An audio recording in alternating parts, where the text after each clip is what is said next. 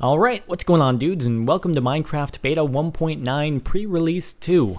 That's quite a mouthful, isn't it? It's like something you'd expect to overhear someone ordering in a Starbucks or something. Excuse me, sir, can I have a venti non-fat decaf triple shot mocha macchiato frappuccino Minecraft Beta 1.9 Pre-Release 2, please? Anyway, that said, there are a lot of new things. I thought I'd spend a few minutes going over some of them in the hopes of, I don't know, giving you a little bit of an overview. Let's actually place some torches down just in case it gets a bit dark while we're going here. Don't want that to happen. But first off, there are actually quite a few new items that we can craft, starting with some of the raw materials that were actually implemented in part 1 of the pre-release for 1.9. So let's start off with the raw materials. We can begin with the blaze rod, which, as you may remember, is dropped by the blazemen in the nether. So if we place that in the crafting grid, we'll get 2 blaze powders. Now, these currently don't have a use, but Notch is apparently adding some sort of alchemy system or something in the full release of 1.9 or perhaps 1.10. Who knows?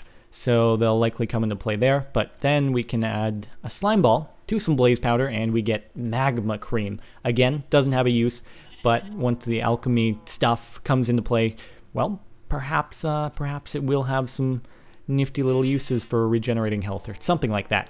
Now, spiders actually drop spider eyes now, which can be eaten in survival. I'll go over that in a little bit later, but if we place that in the crafting grid with mushroom and sugar, we get a fermented spider eye. Now this, like the magma cream and the blaze powder, doesn't have a use. Have to wait until alchemy comes about for that to happen. Also, we can make a glass bottle.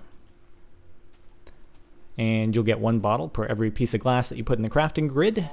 And once again, alchemy, that's very, very likely linked to alchemy because you have to store your potions in some sort of vial or glass bottle. Now, you may have noticed I just switched to wheat, and it would seem that the animals are very, very much attracted to me here. In fact, they begin to follow me around.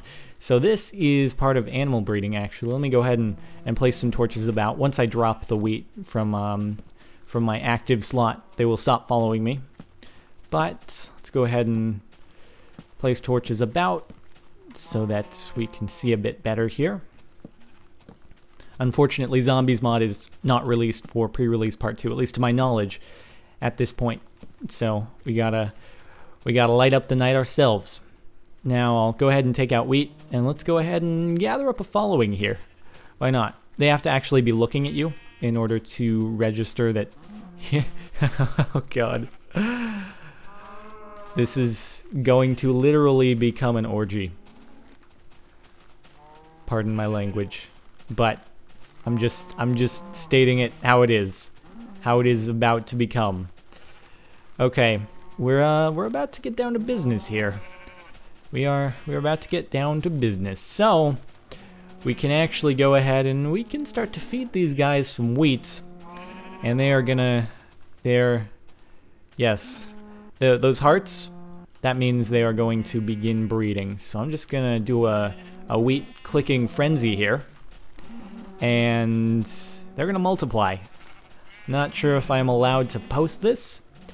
It may violate YouTube's sexual content terms of service, but I'm willing to take that risk, I guess. I'm willing to take that risk. So anyway, I don't think they're baby animals, not yet at least. Perhaps Notch will add something like that. I don't know if it'll add an animation. I'm really not sure about that. But at the same time, you can probably tell that these guys have multiplied tremendously, and I'm gonna go ahead and drop the wheat, cause yeah, okay. You can see that the numbers of animals have gone up tremendously, and now I've dropped the wheat, so they're no longer gonna follow me. And yes, that is Animal Breeding 101. It is quite simple and makes the game very noisy. I wonder why that would be. Okay.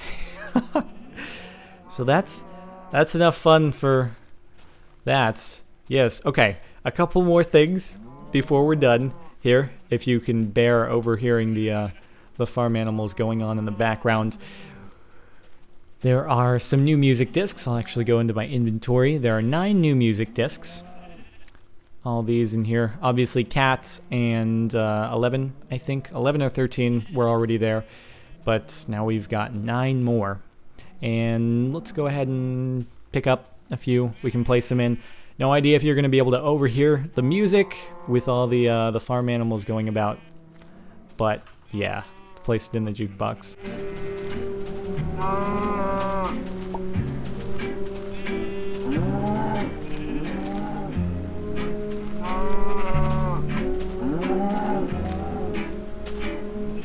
And we'll go ahead and place another one in. It's a symphony of strings and farm animals.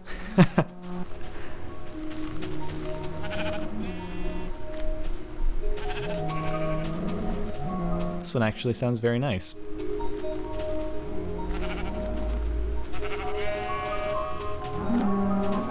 That's quite soothing, actually. Okay, I'll go ahead and leave that in and go over one final thing.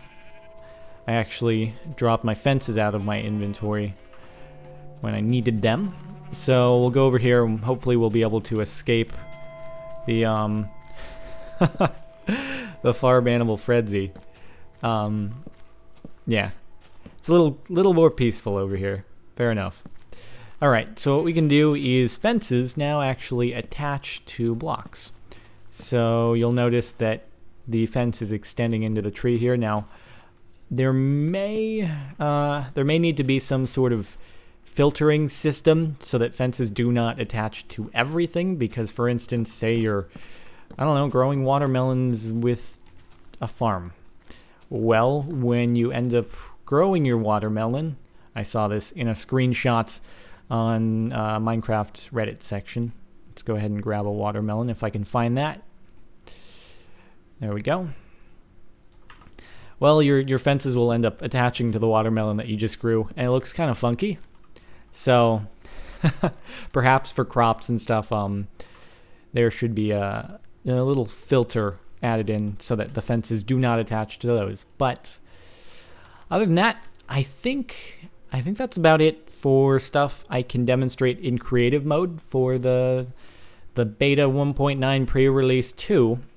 So I think I'll call it right there for this video, and in the next one I'll jump on over to survival or hardcore parkour, and we'll go over some of the stuff that can only be demonstrated there. So I shall see you next time.